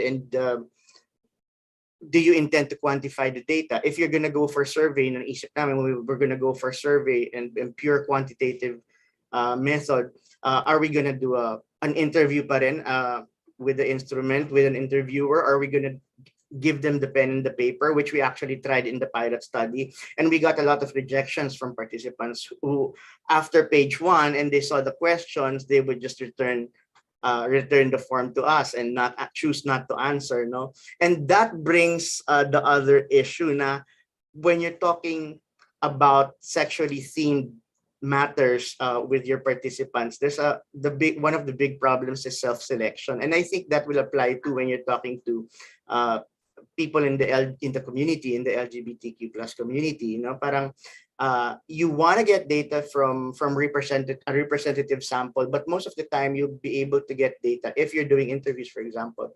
You're probably gonna, people tend to self-select for that. So you're gonna get participants who are more willing and more willing to talk about the things that you want to talk about. And you're not gonna hear much from members of the community who are more introverted, who are more shy talking to people. At kahit sabihin mong, when we tried to decide kung pen and paper ba, where we actually hand it to people and they mail it back to us, or are we gonna do it online, which is very difficult. Well, foreign sources would say when it's a sexually themed study, online is better, but you don't know if that will work for the Philippine culture. No, so you take a gamble. You kind of have to make a gamble with your choice of methodology, and even when you end up with a decision, the self-selection is a problem for sensitive topics like this one. And until now, a lot of Filipinos regard talks about sexual orientation as a sensitive topic. You know? So it's kind of hard to get a random representative sample. Thanks, Don. And that actually builds on one of the questions from the audience. So merong nagtanong, can trans research ever be quantitative and thus generalizable in our country, given our context, conditions, and violence imposed on the trans population here? Any thoughts on this? Nandun din sa Q&A. Parang defense lang eh. Meron akong mga thoughts on this question na nakikita ko yung ang ganda ng tanong, honestly. Dahil iba-iba yung positions ng iba-ibang LGBTQ researchers tungkol dito. Merong mga nagsasabi na yung isa kong favorite quote, I believe si Audre Lorde yung nagsabi nito. Isa siyang Black lesbian feminist poet. Sabi niya, the master's tools will never dismantle the master's house. Di ba? Handoy! So parang, yun yung naisip ko. Parang, when applying it to the research context, di ba? Yung, if we think kasi about the history of patriarchal, heterosexist, heteronormative, cisnormative societal structures, yung quantitative research, yun yung tools na so long ginamit para i-oppress ang LGBTQ people, especially trans people. Honestly, oh no, sabi ni Danny, sa School of Statistics natin sinabi ito, oo nga naman. So merong mga positions na ganon. I want to acknowledge that. There are researchers who believe na parang inherently parang oppressive yung ganitong mga methods, ganitong mga tools. Kasi parang kina-quantify, pilit na tinatry natin into numbers yung mga experiences, yung mga identities na hindi naman talaga pwedeng ma-collapse into numbers at i-compare lang basta-basta across categories which are also socially constructed. Yun yung isang position. Pero personally, naniniwala naman ako at nakikita ko kasi to bilang yung when I try to look at the trans research literature so far, nakikita ko na meron ding mga quantitative na research na malaki yung naging ambag dun sa understandings natin, and especially yung mga movements na nagpo-push for addressing inequality. Kasi minsan yung quantitative research napapakita niya kung gaano ka-drastic yung disparities. Halimbawa, mental health disparities. Right. If you look at research that uses quantitative measures of mental health or well-being, kagaya nung sa study ni Don, no, and compare across trans people and cisgender people. Kahit sabihin natin imperfect yung ganitong methods, and I fully acknowledge that. At the same time, meron silang napapakita kung gaano kalaki yung disparity, at pwede rin nating gamitin yung methods na yun to understand kung paano linked yun sa experiences of stigma. Kasi nakikita natin na doon sa mga lugar or sa mga societies na meron ng attempts to address stigma, to lessen stigma, hindi ganoon kalaki yung disparity sa mental health ng trans and cisgender people. So, sa tingin ko, meron namang promise yung quantitative methods. Hindi naman kailangan, pwede nating kunin yung tools mula sa kamay ng mga patriarchal masters at gamitin sila to build a new house, to build a more just and humane space for all of us. Pero kailangan napaka-thoughtful natin in how we deploy yung quantitative methods. Yun. So, siguro, sorry, go ahead, Andoy. Ang tawag ni Chakravarti Spivak doon sa sinabi mo ay affirmative sabotage. Yun yung respond niya kay Audre Lorde. Parang, actually, Audre Lorde said that, sabi niya, in the context na galit si Audre Lorde or something. Or kasi yung sinasabi ni Chakravarti Spivak doon sa isang conference, women's conference, magkasama sila ni Angela Davis. Sabi niya, I hate the idea that sometimes they use Audre Lorde to justify academic laziness. I mean, for me, I'm a qualitative researcher, pero Diyos ko, ilang taon ang pinagdaanan ko sa statistics para intindihin ng statistics na hindi ko naman siya talaga gusto, di ba? And I agree, there is a way to be affirmative sabotage about it. What that means for Chakrabarti is that you use the tools for something that it was not intended to be used, right? You know, during the birth of all this quantitative research, all these, white dead men wanted to control nature, wanted to control human population. Then let's use it to liberate. Let's use it to for example, in legislation, and I'm talking here about practice. In legislation, you need the numbers, right? You need the things that, senators or, legislators could understand. But at the same time, I will say that like the position of Spivak and Angela Davis, we can use it, but at the same time, simultaneously question it and expand on it, right? There's a famous Marxist quote, and this is very morbid, but the quote is, the last capitalist that we will hang as a revolutionary is the one who sold us the rope. So that is the idea of affirmative sabotage. Of course, napaka-morbid ng metaphor na yun, pero yung ibig niya lang sabihin ay we can use these tools, inhabit them, learn them, inhabit them, use it for something that they were not intended to be used. Yung isa pang metaphor na ginagamit ni Spivak is that you can be a thief. You can think like a thief without being a thief to understand the mechanisms of this society. So may value naman talaga yung qualitative or quantitative research as much as may value yung qualitative research. Like the anti-domestic violence laws would not have been passed if not, for Monique Wilson and all these other feminists performing the vagina monologues, which is actually a product of qualitative research in the Senate, right? So I will respond to the question that about using quantitative in trans research is that you have to identify the purpose of the research, and not just the theoretical one, but also the ethical one. Yun yung pagiging nuance nung paggamit mo. Paano mo siya gagamitin? And how do you make sure that it is ethical? How do you make sure that it resonates with the trans community of various backgrounds, right? And all these things. And another thing is that, again, the label trans research, we might also need to simultaneously question that. Because, for example, I have a colleague from Anthro who consulted me years ago.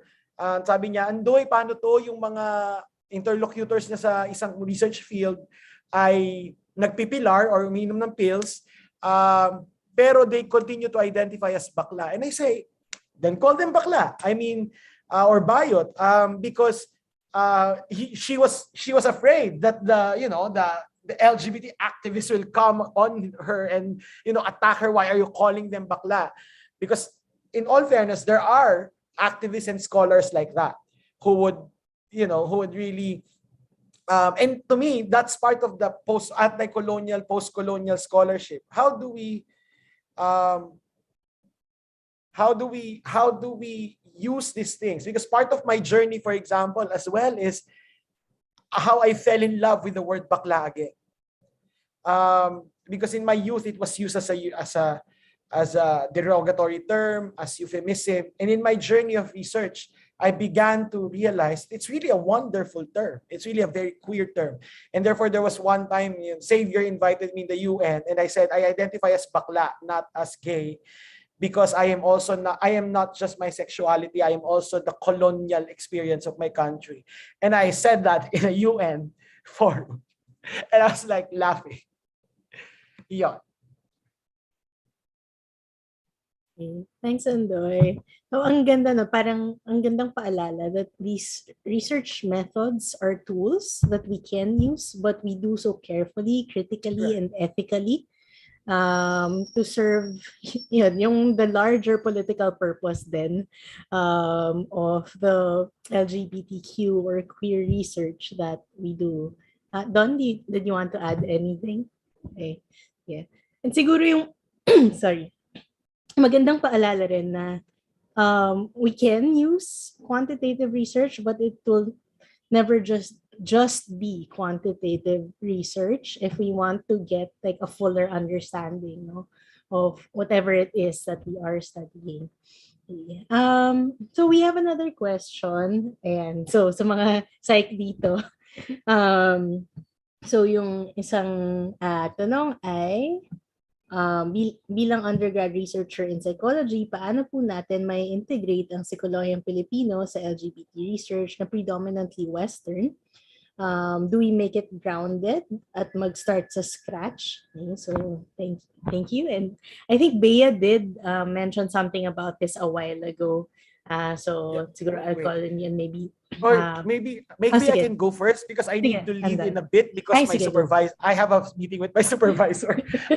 Anyway, the idea of psikolohiyang Pilipino is, and incorporating it is good. But again, there's also another reminder or caveat there. And this is Rahul Rao, who coined the term homo-romanticism, which means because we romanticize what is indigenous, we tend or we fail to recognize where is it misogynist, where is it homophobic, right? There's a lot of queer culture in our history, but there's also a lot of patriarchal history, even in pre-colonial Philippines. So it is important to be resonant with our own culture, but at the same time, we have to be prepared to point out, even in existing cultures, where those misogyny exists, where those patriarchy and homophobia exists, as much as we are willing to point out that there's something actually queerly indigenous to us.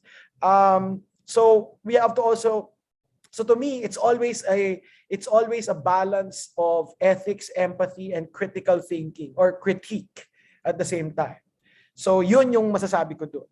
I'm sorry I have to leave. I need to meet with my supervisor. Thank you very much. Thanks, Andoy. Yeah, and kung may interesado, actually, jumping in na lang din. Kasi meron na ring recent works that do critique psikolohiyang Pilipino for its lack of, that critical perspective on gender. So, merong mga papers on that. Si Dr. Guy Claudio, si Dr. Mitch Ong, on integrating feminist perspectives in psikolohiyang Filipino. And I think yung queer lens is another layer that we can add. To Bea or Don, you want to add?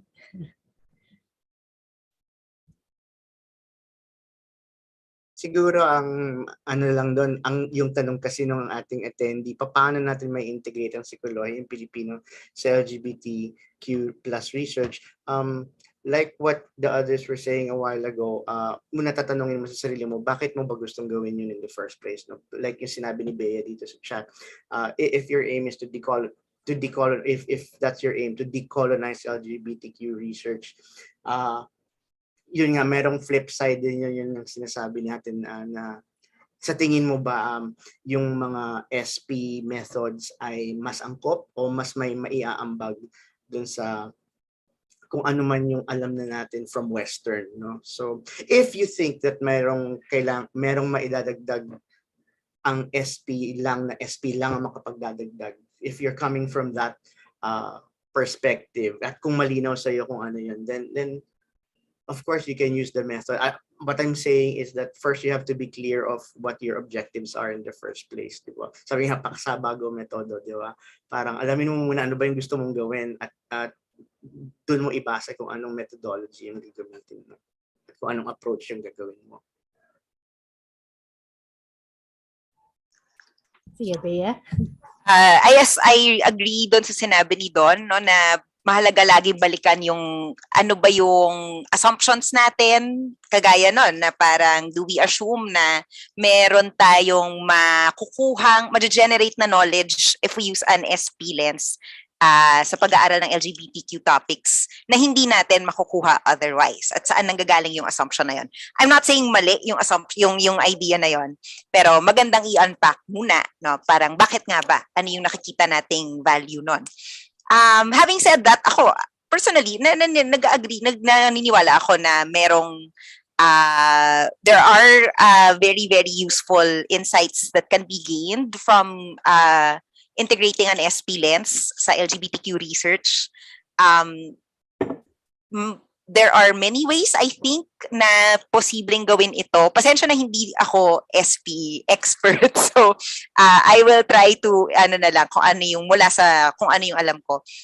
Some of my colleagues, for example, sa LGBT Special Interest Group, ginagamit yung ilan sa mga konsepto na na-develop na sa psikolohiyang Pilipino at mga methods na na-develop rin sa psikolohiyang Pilipino para pag-aralan yung experiences ng Filipino LGBT people. Halimbawa, yung isa kong colleague, I think he's here, si Junix de los Santos, meron siyang pag-aaral sa tagasalo, yung phenomenon ng pagkakaroon ng role or identity ng tagasalo at paano ito na-experience ng mga lesbian and gay Filipinos.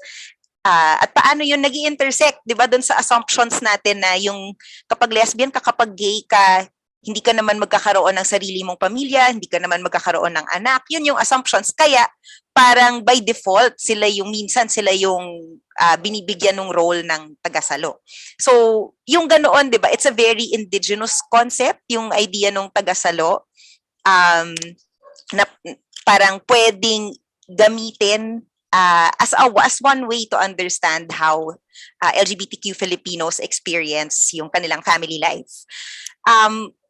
Sa tingin ko mahalaga din na balikan natin yung mga indigenous, yung mga salita na ginagamit natin, hindi lang sa Tagalog, pero sa iba-iba pang mga languages, Filipino languages. Balikan natin yung mga salita na ginagamit natin to talk about diverse sexual identities, gender identities, and we have so many of those words. Hindi totoo na walang gender diversity or walang sexual diversity sa Pilipinas bago nagkaroon ng LGBTQ studies. We have a long history of the babaylan, of the mentefuwalay libon, when we use terms like bayot, 'di ba? Yung merong history ito, merong meanings ito na hindi natin fully maiintindihan kung hindi natin sila pag-aralan doon sa konteksto kung saan nanggaling 'yon. Kaya mahalaga din na i-try natin and this is funny coming from me kasi hindi ko naman ginagawa, pero subukan natin na mag-research din ng LGBTQ studies gamit yung local languages natin. Sorry, ayun, may disclaimer ako na guilty ako na hindi ko ginagawa yun. Pero sana isa itong practice na ma-develop natin. Thanks, Bea. So there's still so much research that can be done. At yun, lalo na from more indigenous perspectives, which also need some queering. Yeah. So, siguro, mukhang medyo overtime na tayo. We're down to maybe last two questions. One I'd like to ask, sayang wala na si Endoy, no? are your thoughts on the state of the field, lalo na in the Philippines, no? Ano ba yung state of LGBTQ plus research in the Philippines, lalo na compared to other Asian countries? Where are we at and where are we headed then? And maybe what areas for growth do you see?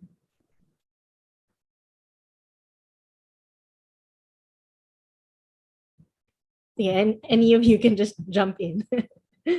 I will defer to Bea on this one. Grabe.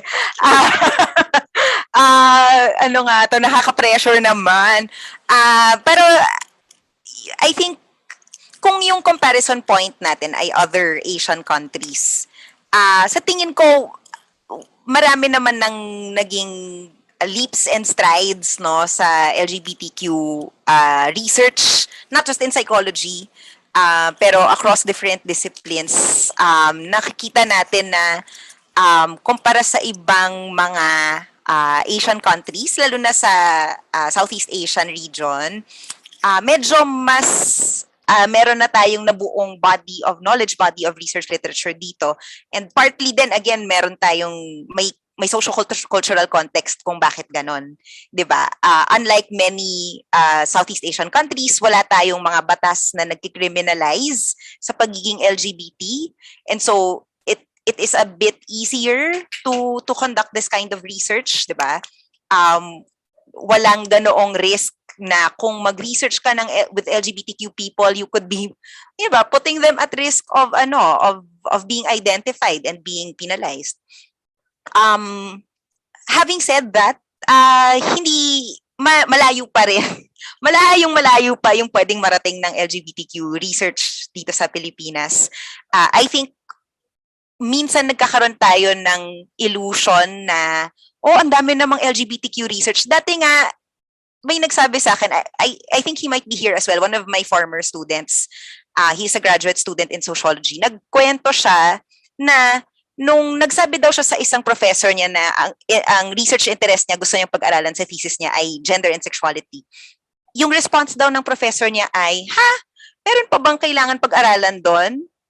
Hasn't everything already been studied and said when it comes to gender and sexuality? Di ba medyo nakakairita? Pero, minsan may mga ganoong attitudes, but actually there is so much room to continue exploring and to continue learning sa LGBTQ research, both qualitative and quantitative. I do think na at least kung titingnan yung research sa psychological, yung mga napapublish na research sa field ng psychology, medyo mas leaning towards qualitative yung karamihan ng LGBTQ research. So, honestly, I would like to see more quantitative research getting published as well. And I also hope to see more research na, kagaya nung na-mention ko kanina, quoting Dr. Mira Ofreneo, it would be great to see more research na hindi lang yung negative experiences, yung stigma, yung doom and gloom, yung focus, pero maganda rin sanang makakita ng research tungkol sa positive aspects of being LGBTQ, and how we can contribute to that, 'di ba? Ano yung sources nung joy, nung affirmation, ng support for LGBTQ people. Kailangan din natin ng more research tungkol doon. Ayun, siguro napakarami pang iba na pwede natin pag-aralan. Babanggitin ko lang din, na mention ko na rin kanina, yung intersectional na lens, no? Minsan kasi nagkakaroon tayo ng idea na kapag LGBTQ research yung ginagawa mo, yun lang. Parang so hindi ka interesado sa, halimbawa, sa mga usapin ng social class, or hindi ka interesado sa mga usapin ng mga workers, ng mga plight ng mga workers sa iba-ibang sektor. Pero nag-intersect yun, 'di ba? Kasi merong mga LGBTQ people who are also farmers, who are also fishermen and fisherfolk. Merong LGBTQ people who are in the informal sector. lahat yon kailangan natin pang pag-aralan. At kailangan ma-amplify yung mga boses ng mga tao na nagbibilong sa multiple marginalized positions. Para mas maging buo yung mga understandings natin of LGBTQ experiences and other minority experiences. Thanks, Bea. So, yan, yung mga interesado, no, na gumawa ng LGBTQ research, ang dami pa talagang pwedeng mapag-aralan. And with that also, I guess as a parting question, I'd like to ask, what advice would you give to those who are interested in getting started but aren't really sure where or how to start, no, in doing research in this field? So maybe let's start with Don naman. Okay, siguro ipa-plug ko yung a good way to start if you don't know where you want to start is take a look at the PJP issues na nilabas na, no? So ipa-plug natin yung dalawang dedicated LGBTQ issues ng PJP so far. And doon mo makikita take a look at the studies that have been done so far that were published in the field of psychology at least, and it might point you to where you want or to the other areas that you may find interesting. And second, in relation to what Bea also said a while ago, when you're doing your research, hindi naman laging kailangang star yung SOGI variable at star yung SOGI aspect nung sample mo, ng participants mo, no? So tama yung intersectionality. Hindi naman kailangan maging LGBT study yung study mo para ma-include mo yung mga concepts and phenomena that are related to the LGBTQ community. Dahil doon nga papasok yung intersectionality na sinasabi ni Bea.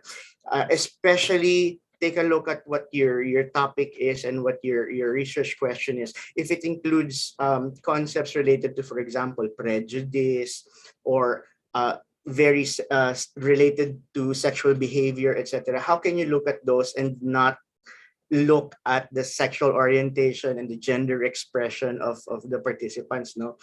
Kung prejudice ang pinag-uusapan, pero yun nga, like Bea said, pero prejudice ng socio-economic class o prejudice ng geographical place of origin, why don't you might want to take a look at how sexual orientation and gender identity comes into play in that relationship, because it probably has a lot to contribute in the relationship of those variables. So tingnan mo kung ano ba yung main focus mo at you ask yourself parang, shouldn't I also be looking at sexual orientation or gender identity when I try to analyze these relationships? So I guess yun. Hindi naman kailangan maging LGBTQ study para maisama mo yung mga LGBTQ concepts and phenomena. Thanks, Don. Bea? Thank you for this very Miss Universe question, Danny. I guess yung isa ay building on yung mga sinabi namin kanina, yung sinabi ko na research is a conversation, tsaka sinabi ni Andoy na yung may pagkamarites ang mga researcher, no? I think it would really benefit us to look at what has already been said, what has already been done, asan na yung research ngayon. Kagaya nga sabi ni Don, di ba? You can look at the studies that already exist, because they can also help point the way to ano yung what needs to be done or ano yung mga interesting na future directions na pwedeng i-take ng LGBTQ research. Most of the time, minsan nakikita ko pag may mga interesadong mag-conduct ng LGBTQ research, minsan sasabihin nila, ito kasi yung idea ko, pero nahihirap, parang feeling, some people feel na parang they feel isolated, yung parang they feel that their research interest is isolated from that of others in their field. But I think you would be surprised, no? I think kung tingnan natin yung literature na nag-exist na, meron tayong mahahanap na conversation partners, no, para doon sa research interests natin. So take a look at what already exists, what's already being said, and think about how can you jump into that conversation thoughtfully and meaningfully. Siguro, pangalawa, ako yung dahil nga nanggagaling ako sa posisyon ng isang straight person na na-interest sa LGBTQ research. And I think that some of us may also have those yung ganoong interest na maybe some of us are interested in studying identities and experiences that we are not necessarily part of. I think that there is a space for that kind of work. Pero I would encourage all of us to be ready to immerse in LGBTQ culture, to talk to LGBTQ people, to hear their voices and listen to what they have to say about ano nga ba yung research na kailangan gawin or na mahalagang gawin. Think about when we want to ask certain questions, kapag ba pinakita mo ito sa isang LGBTQ plus person, sa tingin ba niya relevant yung question na to? Sa tingin ba niya offensive yung question na to? So, I think it's so important to listen to LGBTQ voices if you plan to conduct LGBTQ research. So, magandang mag-reach out to organizations, not just to request them to participate, but even to consult them, no, kung ano yung insights nila tungkol sa research in this area. And of course, yung last na lang is that I hope you have fun. I think that research can and should, I think, also always be fun. Yung hanapin natin yung what fascinates us, 'di ba, about this area. What do we find exciting and intriguing? That we think, sabi ni Danny, it's not fun all the time. Correct. Maging realistic din tayo. Pero sana, sa gagawin natin na research, may mahanap din tayong elements that we enjoy. Diba? And that will benefit the LGBTQ community. Ayun. Thank you so much, Bea and Don, and sayang wala na si Andoy, but daming insights talaga, no? And it looks like yung parang some might think yan, nagasgas na yung topic na to, or ano pa bang parang ano bang kailangan nating malaman, or importante ba talaga, parang ang liit na grupo lang naman. But there is still so much to be researched, because there is also still so much to be done in terms of the struggle, no, for equality. And research can contribute to that. So hopefully our audience has gained important insights about the research process. Ang daming methodology. So kung ano man, quantitative or qualitative researcher ka man, or mas versa na mixed methods, there's something you can do research on LGBTQ issues, no, and experiences. But of course, very important to remain critical, reflexive, and ethical when we do this research. Okay, so thank you again. I think it's time for us to call on Zar. Tama ba? Zar nga ba? Yes po. Thank you very much. Evidently, talking about your research is a very nuanced discussion. I learned a lot. Also, we highlight the importance of context and lens, looking at ethical considerations, possible future steps in doing LGBTQ plus research as we play the role of a scientific merites. A lot has been unpacked in our event, but clearly a lot more can still be explored. In grateful appreciation to our moderator and panelists for their time and expertise, we shall now award their certificates. Allow me to read the certificate.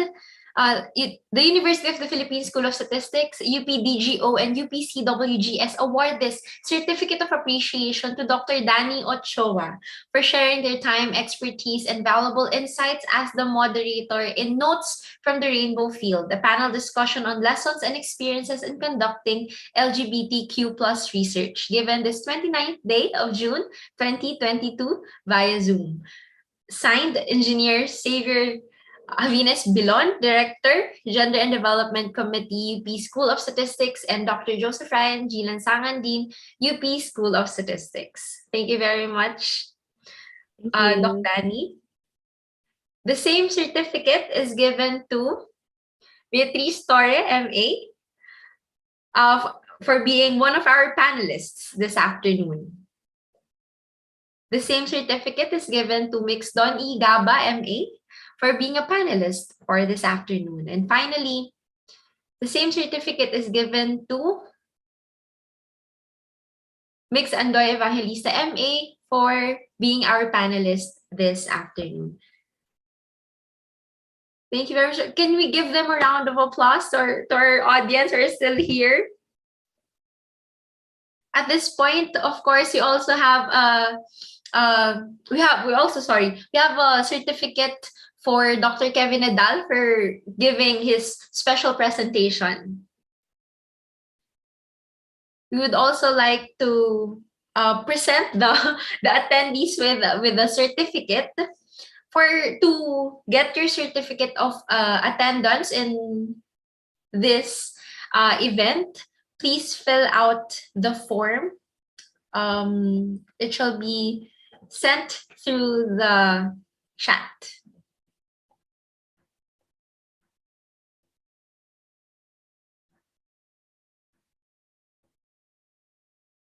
Thank you very much. As our event draws to an end, we call on the UP School of Statistics Gender and Development focal person, Engineer Xavier Bilon, to give his closing remarks. Mute pala ako. Maraming salamat, Zar. And of course, I want to thank our participants for attending this webinar, for spending your afternoon ngayong Wednesday, na mas matuto pa kung paano mas maging mahuhusay at mabuting LGBTQ researchers. And of course, thank you sa ating mga resource persons who shared their time and expertise, kay Dr. Kevin Nadal, kay Dr. Danny Ochoa, of course, kay Assistant Professors Bea Torre and Nandoy Evangelista, and of course, kay Mr. Don Gaba. Thank you so much. And thank you rin sa DGO and CWGS for partnering with us in this webinar. And gusto ko rin pasalamatan yung mga tao behind the scenes who made this webinar possible. Of course, yung aming Dean, si Dean Lance, Joseph Ryan G. Lansangan. I think nandito ba ata si Dean? Of course, yung ating mga kasama rin sa GAD committee, mga colleagues ko, co-faculty, si Zarine Antonio, Bea Ladaga, Jo Marie Olea, Gilbert Rabanal, Gian Luis Roy, Lian May Tabian, and of course, kasama rin po namin from our admin, si Miss May Garcia. And I hope marami po kayo natutunan. Marami pa po kaming initiative sa School of Statistics. Binubuo po namin yung UP Rainbow Research Hub.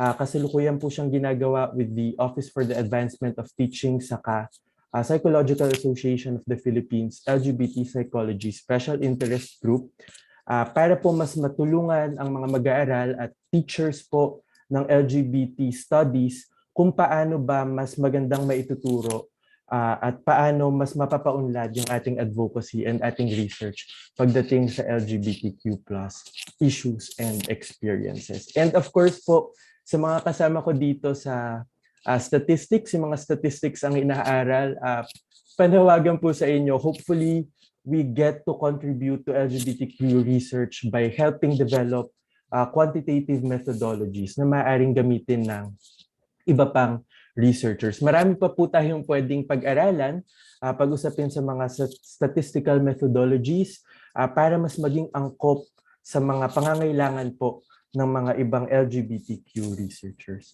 So yun lang po, maraming salamat and happy Pride. Thank you po. Thank you very much, Engineer Xavier. At this point, we will have some picture taking. Maybe I invite our moderator and panelists first to have their picture taken, and then later on with our GAD focal person and Dean, and then with the whole committee. Sorry, I'd like to invite din yung ating mga FSL interpreters. Sorry, baka kung okay lang sa inyo, we also join the picture. Thank you. Thank you pala sa kanila, sa kanilang time na nilaan para dito sa ating webinar. Thank you. Smile po tayo, everyone. Ayan po, pipicture ko na po kayo in 3, 2, 1, smile. Okay po, isa pa po.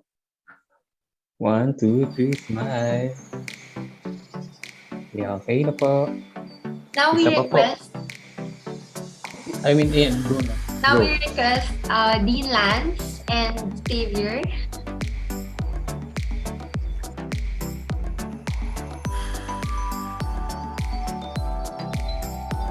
Ayan po, so picture taking po ulit tayo in 3, 2, 1, smile.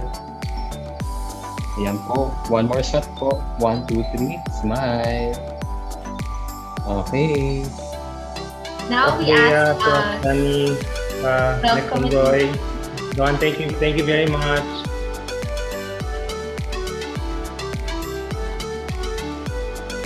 Now we request the committee members and our FSL interpreters for a quick photo op. Gilbert, take it away. Ayan, so inaantay lang po natin mag-open lahat ng ating mga kasama dito sa ating webinar. So maraming salamat po. Ayan.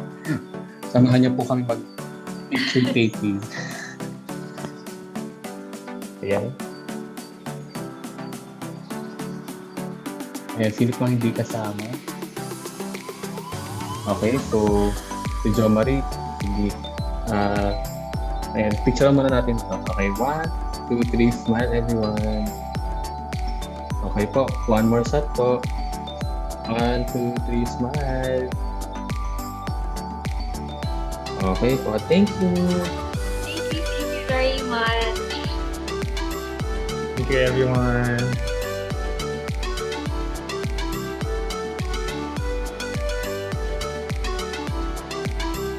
Doing LGBTQ+ research is one of many facets in our quest in understanding the world around us.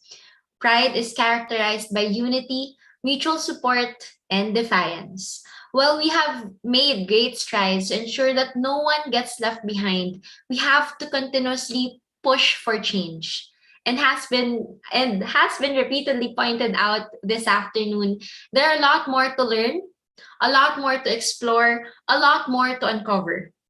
As allies, partners, and friends, we need to work hand in hand in solidarity to uphold equality for all. Our deepest appreciation to our guests, panelists, and moderator, to our FSL interpreters. We thank you, the attendees, for staying with us till the end. Again, I am Zareen, and thank you for attending Notes from the Rainbow Field, a panel discussion on lessons and experiences in conducting LGBTQ+ research. A great evening to all.